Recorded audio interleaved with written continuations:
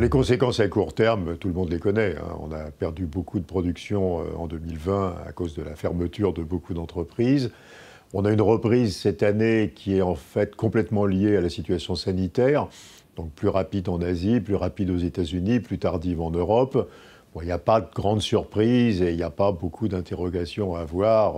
Les chiffres sont assez consensuels sur la croissance de 2021, probablement entre 4 et 5%, aussi bien en France qu'en Europe, un peu plus de 10% aux États-Unis, un peu plus de 8% en Chine. La vraie interrogation, c'est les traces à long terme.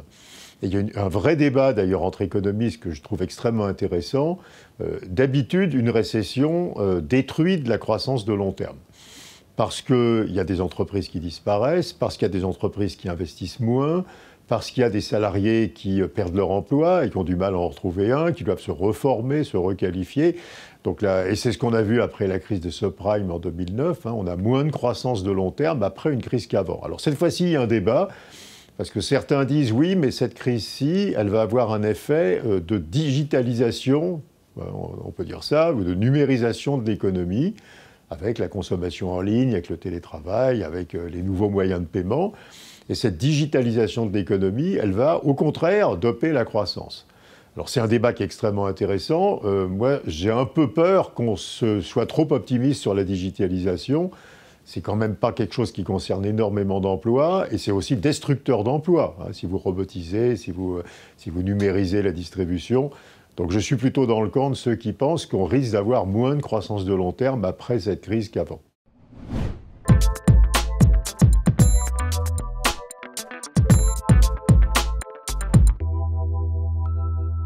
Alors évidemment, la réponse des États et des banques centrales à cette crise a été partout la même en fait, hein, que ce soit aux États-Unis, en Europe, au Japon, même dans beaucoup de pays émergents. Très très important déficit public hein, pour compenser les effets de la crise aussi bien sur les personnes que sur les entreprises. Et monétisation des dettes publiques par les banques centrales, ce qui veut dire que les banques centrales ont acheté les obligations émises par les États et ont payé en créant de la monnaie. Donc à la fin, tout se passe comme si on avait directement financé cette crise par la création monétaire. Donc en réalité, il n'y a pas d'augmentation des dettes. L'augmentation des dettes, c'est une apparence comptable. Hein. En réalité, ces dettes nouvelles étant achetées par les banques centrales, elles ont bien été remplacées par de la monnaie. Donc la vraie problématique pour le futur, ce n'est pas la problématique sur la dette. Alors on avait avant cette crise déjà beaucoup de dettes. Ça évidemment ça reste, hein, et c'est une question en soi. Mais il n'y a pas vraiment de dette nouvelle. On a surtout une énorme création monétaire.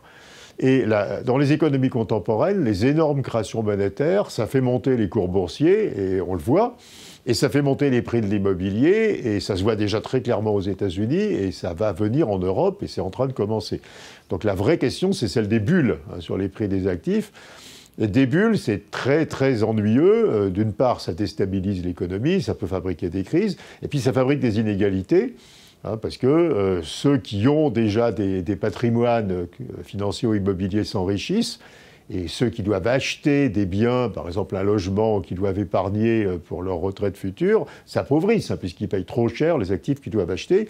Et donc ces bulles, c'est vraiment des inégalités de patrimoine très fortes et en défaveur des jeunes, hein, qui sont normalement les acheteurs d'actifs.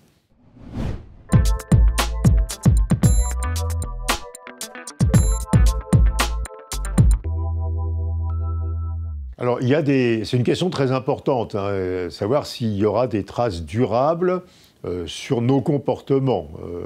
Alors, il y a des choses qui sont assez acquises, par exemple les comportements de consommation. Hein, on a vu dans tous les pays monter très fortement la consommation sur Internet, en ligne. Hein, donc, c'est pas très bon pour la distribution traditionnelle. On voit monter le poids du télétravail, donc ça, c'est pas très bon pour l'immobilier de bureau, et ça se voit déjà. Il y a évidemment l'accélération de la transition énergétique qui n'est pas directement liée à la crise, mais qui, à l'occasion de la crise, se met en place partout. Et ça, c'est une rupture qui va vite maintenant, hein, et qui, évidemment, perturbe énormément certains secteurs, hein, comme le transport aérien, comme l'automobile, comme l'énergie. Alors, est-ce qu'il y a plus ? Alors, on a on a eu un débat sur le retour à des comportements frugaux, où on aurait moins consommé, on aurait consommé beaucoup plus local, on aurait fait attention à ne pas prendre l'avion tout le temps. Honnêtement, quand vous regardez ce qui se passe en Chine, vous voyez pas ça du tout, quoi. Il y a bien les déformations structurelles dont je parlais avant. Effectivement, les Chinois consomment en ligne et télétravaillent. Mais alors, dès qu'ils ont pu, ils se sont rués dans les avions, ils se sont rués dans les restaurants, ils sont partis en week-end, ils ont consommé énormément, y compris des produits de luxe chers.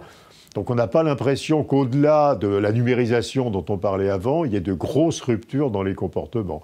Bon, bien sûr, il y a la transition énergétique qui fabrique une multitude de ruptures et de changements d'habitude, mais on n'a pas l'impression, le consommateur frugal, c'est pas quelque chose qu'on voit, quoi. On n'a pas l'impression que c'est quelque chose qui va arriver.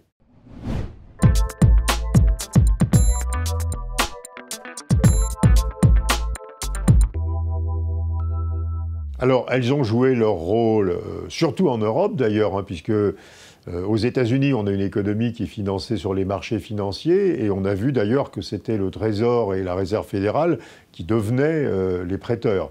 Donc en Europe, on a une économie bancarisée, et effectivement, les banques ont joué leur rôle de façon différente suivant les pays, plus en France que dans les autres pays, quand vous regardez le volume de crédit qui a été fait.